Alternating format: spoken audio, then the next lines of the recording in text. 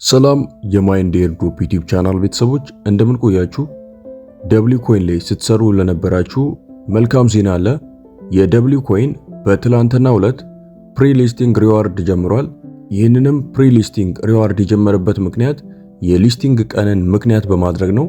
የደብሊው ኮይን በዚህ ፖስት እንዳሳወቀው ከሆነ ሊስቲንግ ዲቴልስ ድሮፒንግ ኢን ዘ ኔክስት ፊው ዴይስ ብሏል። ሳምንት በማይሞላ አሁን ባሉት ጥቂት ቀናት ውስጥ ትክክለኛውን የሊስቲንግ ቀን እንደሚያሳውቁ ተናግረዋል።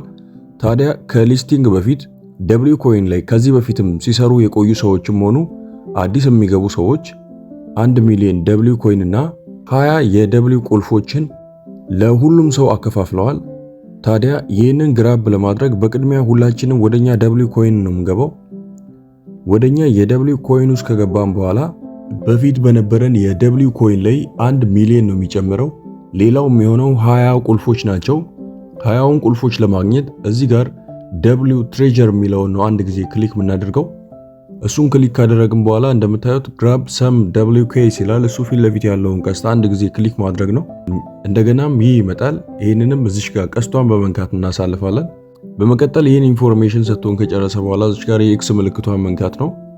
እንደምታዩት እዚህ ጋር ከ20ዎቹ እኔ 5 ተጠቅሜያለሁ።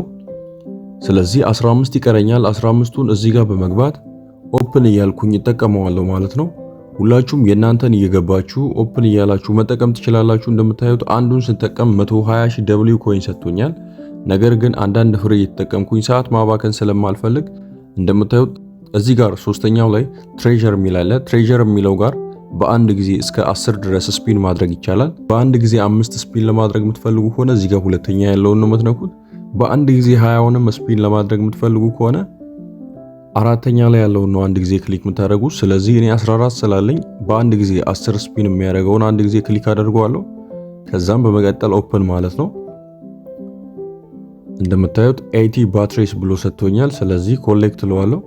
ያላችሁ ቁልፍ እስኪያልቅ ድረስ ኮሌክት እያላችሁ መቀጠል ነው ማለት ነው። ሌላ ብዙ ፕሮሰስ የለውም። እንደምታዩት 4 ብቻ ስለቀረኝ በአንዱ ብቻ አድርጌ ኦፕን ለዋለሁ። 3 ቀርቶኛል።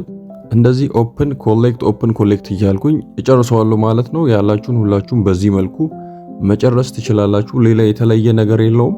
ሌላው ደብሊው ኮይን ላይ ከዚህ በፊት የደብሊው ኮይን ኤንኤፍቲ ቮቸር ደርሷችሁ የነበራችሁ ሰዎች እዚች ጋር የጊፍቷን ምልክት በመንካት የናንተን ቮቸር ሚንት ማድረግ ትችላላችሁ፣ ወይንም የናንተን ቮቸር ወደ ዋሌታችሁ መውሰድ ትችላላችሁ። ያንን ለማድረግ እዚች ጋር ክሌም የምትለውን አንድ ጊዜ ክሊክ ማድረግ ነው። እሷን ክሊክ ካደረግን በኋላ የኛን ዋሌት ኮኔክት እንድናደርግ ነው የሚጠይቀን። ስለዚህ የኛን የቶን ኪፐር ዋሌት ወይንም የኛን የቴሌግራም ዋሌት ኮኔክት እናደርጋለን። ምናልባት ከዚህ በፊት ኮኔክት አድርጋችሁ ከነበረም ድጋሚ እንደ አዲስ ኮኔክት ልታደርጉ ይገባል። የሚቀጥለው ኮኔክት ካደረግን በኋላ ወደ ኋላ ይመልሰናል። ወደ ኋላ ከመለሰን በኋላ እንደምታዩት ከላይ የኛን የዋሌት አድሬስ ያሳየናል። ስለዚህ ከዛ በመቀጠል እዚህ ጋር ክሌም የሚለውን መንካት ነው። ይህንን ክሌም የሚለውን ከነካም በኋላ እንደምታዩት የትራንዛክሽን ፊ ነው የሚጠይቀን። የናንተን የደብሊው ኮይን ኤንኤፍቲ ቮቸር ክሌም ለማድረግ 0.2 ቶን ያስፈልጋችኋል። እንደምታዩት እኔ ጋር ኢንሰፊሽንት ፈንድ እያለ ነው። ስለዚህ እኔ ያለኝ 0.12 ቶን ብቻ ነው። ቶታል የሚያስፈልገው 0.2 ነው።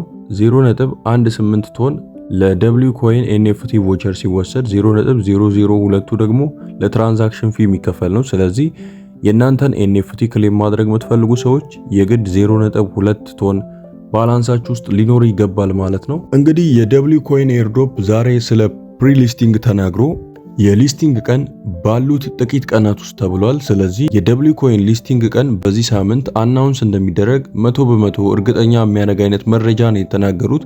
ምክንያቱም ኤፊው ዴይስ እያሉ ነው። ኤፊው ዴይስ ማለት ጥቂት ቀን ነው። ጥቂት ቀን ደግሞ ከአንድ ሳምንት ያነሰ ነው። ስለዚህ በዚህ ሳምንት ውስጥ የሊስቲንግ ዴት ያሳውቃሉ ብዬ አስባለሁ። በዚህም ፖስት አክለው የደብሊው ኮይን ላይ ታስክ ያልጨረሳችሁ ሰዎች ያላችሁን ታስኮች ብትሰሩ የተሻለ ነው።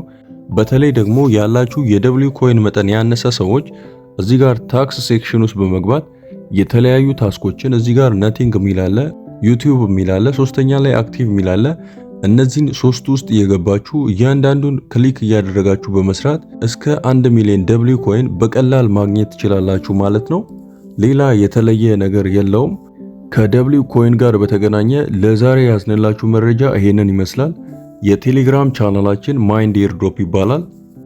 ማይንድ ኤርድሮፕ የሚለውን የቴሌግራም ቻናላችንን በመቀላቀል ፈጣን የሆኑ የኤርድሮፕ መረጃዎችን ከኛ ጋር ማግኘት ትችላላችሁ ማለት ነው። የቴሌግራም ቻናላችንን ሊንክ በዚህ ቪዲዮ የመጀመሪያ ኮመንት ላይ የምናስቀምጥላችሁ ይሆናል። በዛም የተቀላቀላችሁ ቤተሰብ መሆን ትችላላችሁ ማለት ነው። ለዚህ ቻናል አዲስ የሆናችሁ ሰዎች ይህንን ቻናል ሰብስክራይብ ማድረግ አይረሳ። ይህ ቪዲዮ የተመቻችሁ ይህንን ቪዲዮ ላይክ እና ሼር ማድረግ አይረሳ። የዛሬውን በዚያ በቃን። በቀጣይ ቪዲዮ እስክንገናኝ ድረስ ሰላም ቆዩልን።